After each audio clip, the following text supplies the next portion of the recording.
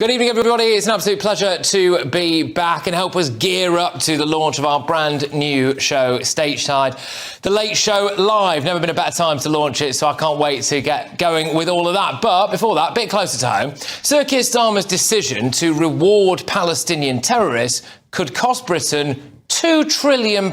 So yesterday, the Prime Minister announced this. So today, to revive the hope of peace and a two-state solution, I state clearly, as Prime Minister of this great country, that the United Kingdom formally recognises the State of Palestine. We recognised the State of Israel more than 75 years ago as a homeland for the Jewish people. Today, we join over 150 countries who recognise a Palestinian state also. It's just utterly painful to suffer through that clip, isn't it? But today, it's reported that Palestine might now seek £2 trillion in reparations, because it's possible the new country would ask for compensation for land, quotes, taken from the Palestinian people when Britain relinquished control of the region after the Second World War. A senior Hamas official declared that Sir Keir Starmer's decision was a victory.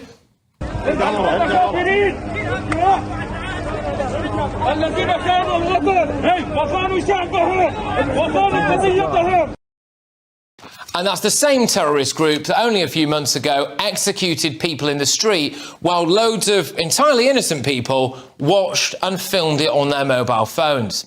Sir Keir Starmer decided not to impose any conditions on Palestine having to return the hostages, and David Lammy even admitted yesterday that it will not bring us any closer to a ceasefire. And get this, David Lammy, he's banged on about colonialism relentlessly throughout his political career. Some would argue he's made a career out of doing it. And now Labour's position is to officially recognise a state, then tell that state that they have to get rid of their government and appoint the one we approve of. Is there a name for that kind of behaviour? If you recognise a Palestinian state and Gaza is part of that Palestinian state and Hamas is still in control of Gaza, how does this work? You want to recognise an independent state, but you're telling that independent state who its leaders should be. I think we used to call that a colony. No. One, let us not confuse the Palestinian people with Hamas. No, two, let us recognise... The question is, who's in government? Are you saying that you will not recognise the Palestinian state if Hamas is part of government? Or are you saying it doesn't matter who's in government and you will recognise them come what may? Trevor, your viewers know that we are some significant distance from two states. Oh my gosh. Remember the Gazan students that we were letting come to Britain to study and how, now they won't be able to bring their families with them? Well, yeah, now it looks like Labour might consider letting them bring their partners and children with them as well. Brilliant. Labour have no idea what they're doing. Here's little Hamish Faulkner, a Foreign Office minister, believe it or not, basically admitting that the whole thing is a load of guff. How? Just how does the UK recognising a Palestinian state really move things on today towards a two-state solution? Recognition will not, as you say, mean that humanitarian aid comes in tomorrow. It will not mean that hostages are released tomorrow, but it does set out an important framework for bringing this conflict to an end. What? I mean, he was on GB News this morning saying that he didn't know if there would be a Palestinian embassy and a Palestinian ambassador in London, which is really odd because just a couple of hours later, he was here. Yeah, hang on, wait for him. There he is. Look at that, just on left there. Standing gormlessly next to the bloke opening a Palestinian embassy in Britain. It's remarkable, isn't it? For something he didn't know that place existed 2 hours before he was there. Anyway, nearly 90% of people disagree with Labour's decision to reward terrorists and recognise a Palestinian state.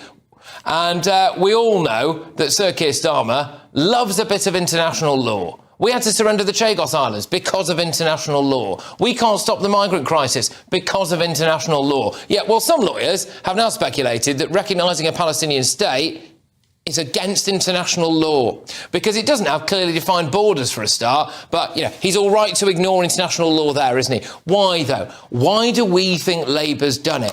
Any guesses? Anyone at the back? Does anyone? Any ideas? Oh, yeah, we all know why, don't we? Raise the voice of Palestine! Allahu Akbar!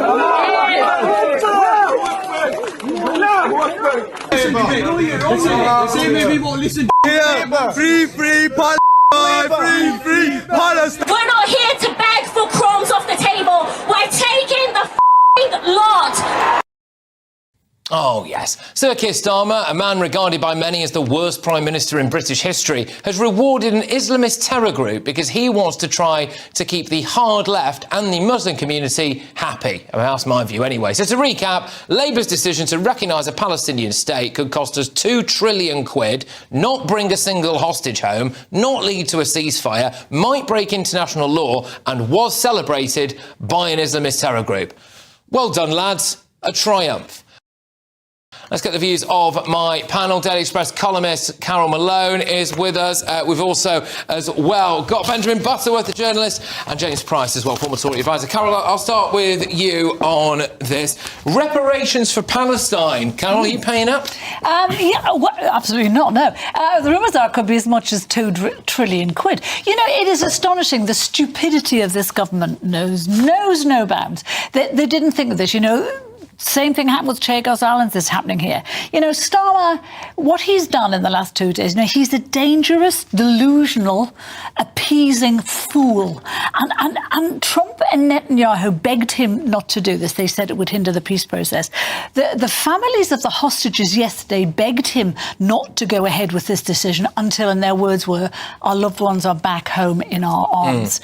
And he just ignored that. He took that out because he doesn't give a stuff about the hostages. He doesn't give a stuff about peace. What he cares about is his own ministers and his own government who are pressurising him, and he's trying to save his own sorry backside by doing this. It is beyond astonishing. He has rewarded Hamas for its savagery and its butchery, and these people, they raped and murdered young women on the streets of Israel. They killed babies. He's rewarded that. He's rewarding savages. The next step, just to knock this on a bit, focusing on those reparations. I mean, conceivably, according to Keir Starmer, who appears to be ignoring international law when it comes to the recognition of a Palestinian state, all it would take is one judge, international judge, to say we owe the Palestinians £2 trillion, and presumably we'd have to pay them, would we? Well, this is the terrifying thing. The £2 trillion, it's got quite a lot of money, right? Yeah. And even if it ends up being a small part of that, as Donald Trump would tell you from any kind of negotiations, you start with £2 trillion, even if you get knocked down halfway, that's still about the amount of money that you bring in every single year from the whole country, right? And if it happens with Palestine, it's going to happen with lots of other countries. They're going to keep arguing for it, keep pushing for it. As you just said very rightly, David Lammy has expressed a lot of solidarity with, say, Caribbean countries, asking for reparations as well. Britain's a poor country right now, right? We owe a huge amount of money, we're a huge amount of money in debt, we're spending more than we're bringing in, there's no growth. Even if you wanted to do this, and it would be a deeply wicked and immoral and wrong thing to do, there isn't any money to do it. So maybe we just get to a complete economic collapse sooner as a result of this, and we can start all over again. But it's also flagrant, blatant colonialism in action. I mean, it's all right when the left do it, Benjamin, isn't it? But, of course, if anyone on the right wanted to do it, when we didn't like the regimes in Iraq, that was one thing. But, I mean, this is, right, we're going to recognise a state, but you need to get rid of the government of that state and then choose one that we approve of. I mean, it's everything Keir Starmer claims to hate, isn't it? I mean, look, it's a very unfashionable view, but I'm not against Britain getting involved to tackle evil regimes around the world. But the problem with this is that we're getting involved to back an evil regime, not remove it. The question of reparations, of course, we shouldn't give £2 trillion or dollars or anything to these people. But we've already given, as an international community, as the West, billions, and it is lounging in Qatar in expensive penthouses for the leaders of Hamas, not for the people in Gaza. And I don't doubt that life is hellish in Gaza. I also think it was hellish before October 7th because they're run by fascists. Well, and the truth is that this will do nothing for those Gazans. It will do nothing for the hostages or Israelis. It is a bauble for barbarism, and it would encourage them to carry on. Also, I mean, just taking it practically, Carol, why did Keir Starmer do it? He's done it to try to appease the aspects of the Islamic community and aspects of the hard left. They hate Keir. They're not coming back. But what he doesn't realise, his job's finished out. It's not going to save his job. But, you know, he said that Hamas would be excluded from the Palestine Authority, the new government. How can he make that happen? How can he guarantee that will happen? Who's going to exclude them? Who's going to keep them out? Nobody. He has recognised a corrupt country with no borders that hasn't had elections in 20 years. And why has he done that? He's done it to make himself look like the international statesman he believes he is, in order to save his job. And in doing so, he has endangered the peace process. That's not me saying that. That's America, and that's Netanyahu saying. Well, James, one of the criticisms that some people said unfairly, by the way, but was levelled at Sir Keir Starmer and indeed on our Attorney General Lord Hermer, was that in the past they'd, quote, been on the side of terrorists, whether it was being willing to represent, in the case of Keir Starmer, his butt to rear, in the case of our Attorney General, the bloke who masterminded 9/11, and some people with some pretty close ties to the IRA. Whereas now you see him really, essentially, rewarding another terrorist organisation. Yeah, is he on the side of terrorists? What's going on? Well, if he was, he wouldn't look any different from right now, right? He would deny it, I'm sure, but it wouldn't look any different from the way that he's been behaving. And this time, neither Starmer nor Lord Hermer, or Hermer, as he technically, I suppose, is still, can hide behind what they call the cab rank rule, this idea that lawyers will have to take a person no matter what their alleged crime is, which is right, because people in the criminal justice system should be given representation. But here Starmer has chosen to go and do this, and he knows full well, because his ministers have all had to admit it, this isn't going to help in any way. And as you say, it's pure, naked politics. And some people will say, oh no, because other countries are doing it too.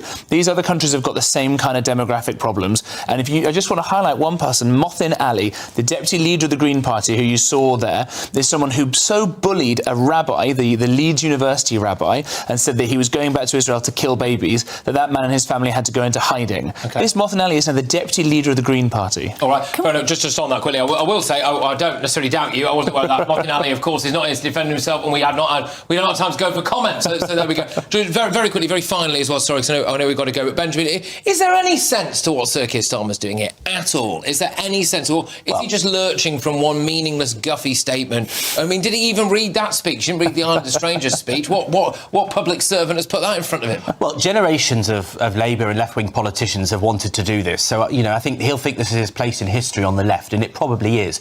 But the argument was that, Netanyahu is not a particularly considerate person to the international community. There are illegal settlements in the West Bank that have been condemned by the UK and the US. So maybe if you do this, it will get Israel to change its attitude to that. Well, what has Netanyahu said today? He said they're going to have more settlements in the West Bank. We should also point out he's betrayed every Jew in this country. Do you remember how he was sucking up to the Jews when he wanted leadership of the party, begging them he was going to change the party? Jewish, and it's rampant anti-Semitism, and this is what he's done. He's betrayed them, and they will never forgive him for this. And indeed, Shana Tova, it's a Jewish New Year. Jewish New Year for that. The call to come out and celebrate, didn't they? Right, okay. So apparently Mohsin Ali did apologise at the time for some of those comments, so there we go. Right, the Foreign Secretary Yvette Cooper has been on. She said this: we are clear that Hamas can have no role in Palestine's future. They are a barbaric terrorist organisation who oppose the very idea of two states. They must release the hostages and relinquish any hold on Gaza. But Hamas are not the Palestinian people.